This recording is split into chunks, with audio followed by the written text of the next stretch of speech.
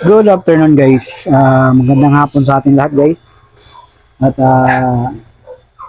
salamat sa aking mga subscriber sa pagsuporta niyo guys. At sa aking mga hindi pa nakapag-subscribe at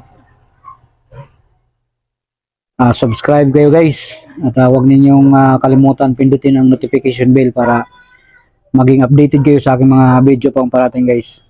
For today's video guys ay titingnan ko yung caliper ko guys.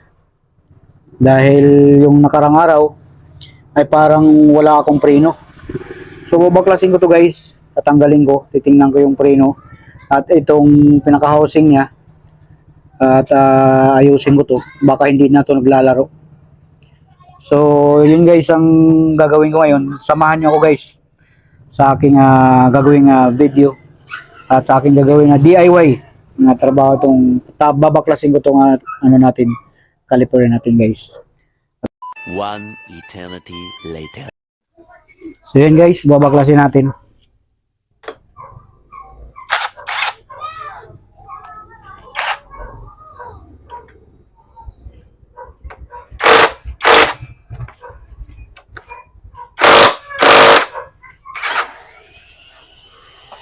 So mabilis talaga magbaklas tayo pagka mayroon tayo nito.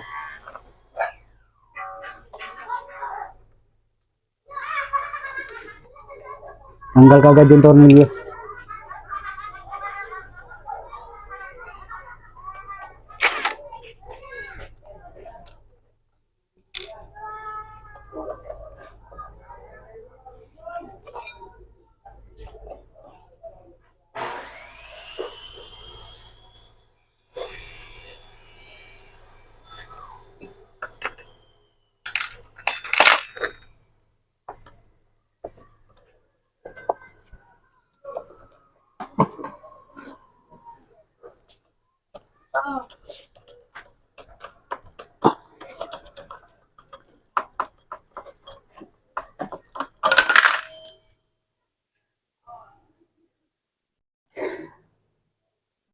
One eternity later.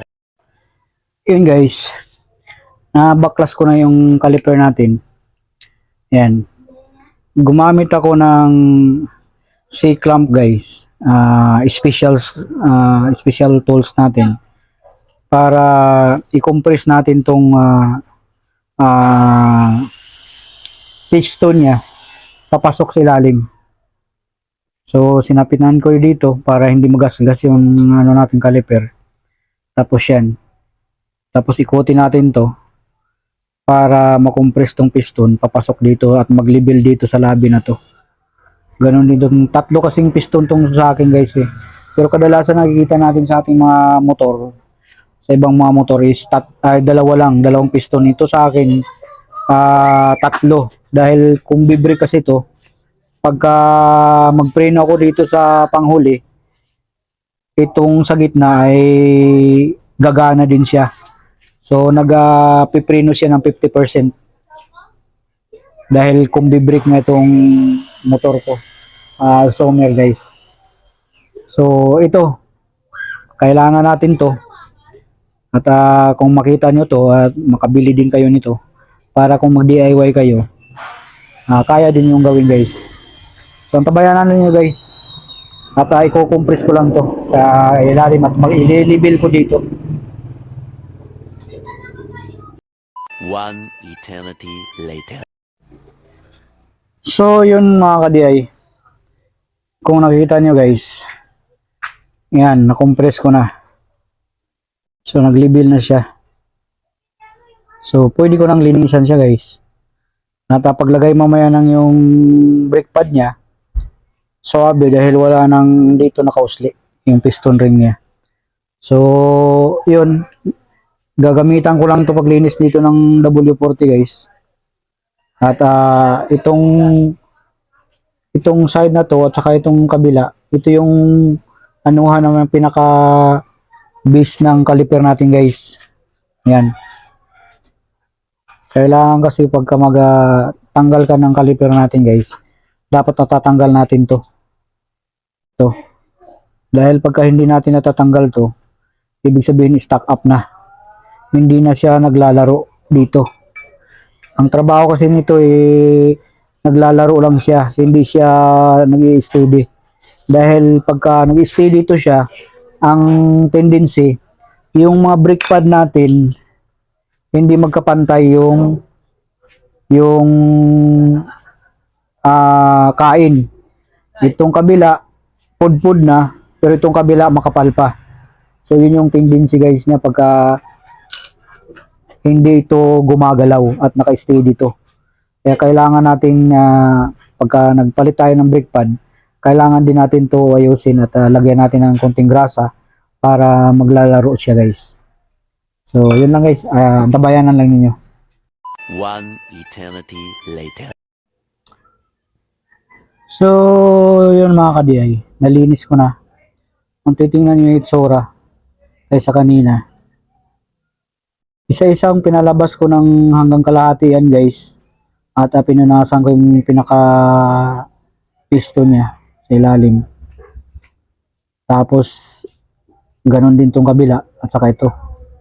Pinalabas ko hanggang dito yan para ma-sprayhan ko ng W40 at malinis siya. Tapos kinompress ko na naman siya ng special tools ko na yan. Ito. Para babalik ulit siya sa ganyan. So ito naman, itong para dito sa pinaka-base ng caliper natin na kung saan ay humahawak dito guys, dito, yung tinuturnilyohan natin. So, nilinis ko rin itong ilalim. Gumamit ako dyan ng cotton buds guys. So, yun. Assemble ko na guys at antabayanan na lang ninyo. One eternity later. Yun mga ka-DI. Naikabit ko na yung itong pinaka-base niya kung saan kinakabit natin itong caliper. Ito kasi yung itong side na to, ito yung nakatornilyo. So kailangan to guys, naglalaro to. Yan o. Dapat malambot siya na maglalaro yan. Pag hinahatak siya ng paganyan,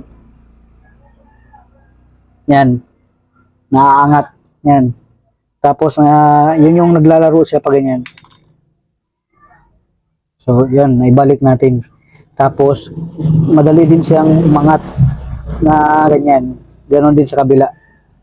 Para, kumbaga, itong caliper natin maglalaro at hindi stack up to. Once na mag-stack up kasi ito, yung kain ng ano natin doon sa brake pad ay yung isa makapal pa, yung isa manipis na. Kaya kailangan tong pinaka-base ng caliper natin ay malambot siya dyan. So, yun lang guys, pinapakita ko lang sa inyo kung paano lagyan lang natin ng grasa yan guys, pag ibalik natin. One eternity later. So, yun guys, nailagay na natin yung brake pad. Nalagay na rin natin yung pinaka-lock niya dito sa dalawa na to. So, nandun na yung brake pad, pati yung lock. So, sasalpak na natin doon guys.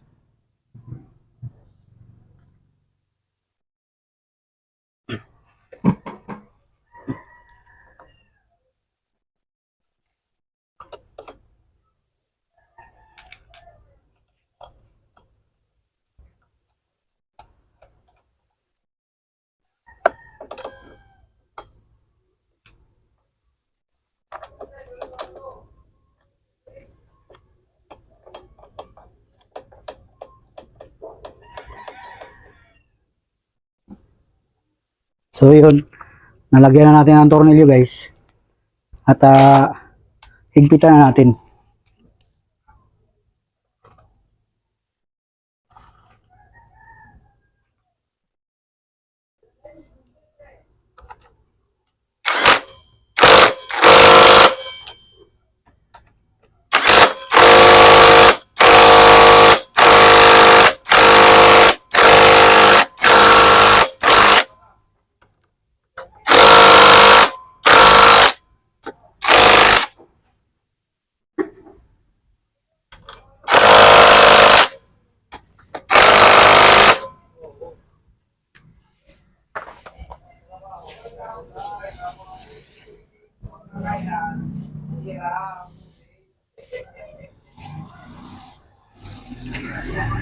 So yun guys, Naikabit na natin at